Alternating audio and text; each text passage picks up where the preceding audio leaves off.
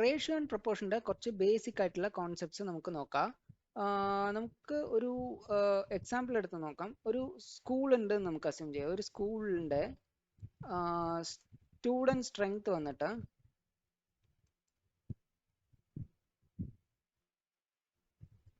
1000 ആണെന്ന് വെക്കാം. 1000 സ്റ്റുഡൻസ് ഉണ്ടെന്ന് വെക്കാം. ഓക്കെ, ഇതിൽ ബോയ്സ് ഒരു 400 ഉണ്ട്, ഗേൾസ് ഒരു 600 ഉണ്ടെന്ന് വെക്കാം. ഓക്കെ, ഇപ്പോൾ ബോയ്സ്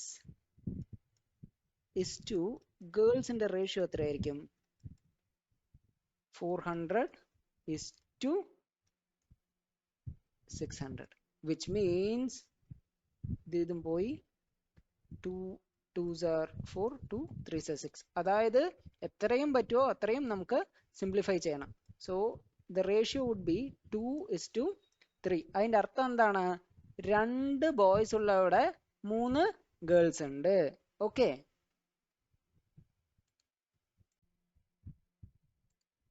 ഇനി നമുക്ക് റിവേഴ്സ് കാൽക്കുലേഷൻ ചെയ്ത് നോക്കാം.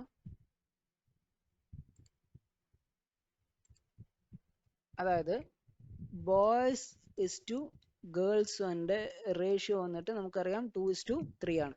So if the total number of students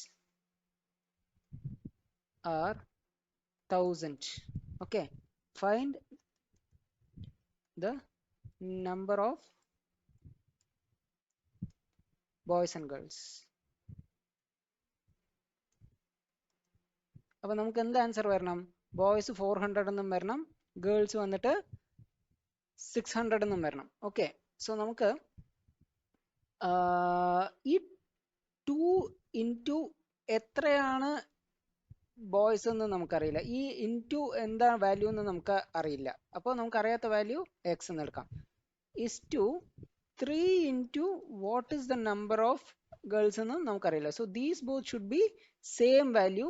എന്നാലാണ് നമുക്ക് ഈ 2:3 റേഷ്യോ കറക്റ്റ് ആവുള്ളൂ. So this 2x plus 3x should be what? 1000.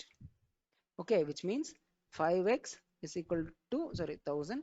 5x is equal to 1000 and x is equal to 1000 divided by 5. So it is 200. So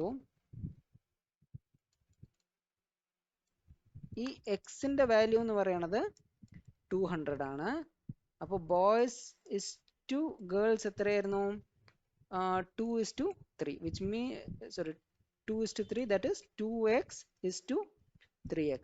അപ്പോൾ 2 into 200 ബോയ്സും 3 into 200 ഗേൾസും, അതായത് 400 ബോയ്സും 600 ഗേൾസും. ശരിയല്ലേ? നമുക്ക് മുകളിൽ നോക്കാം. ഓക്കെ.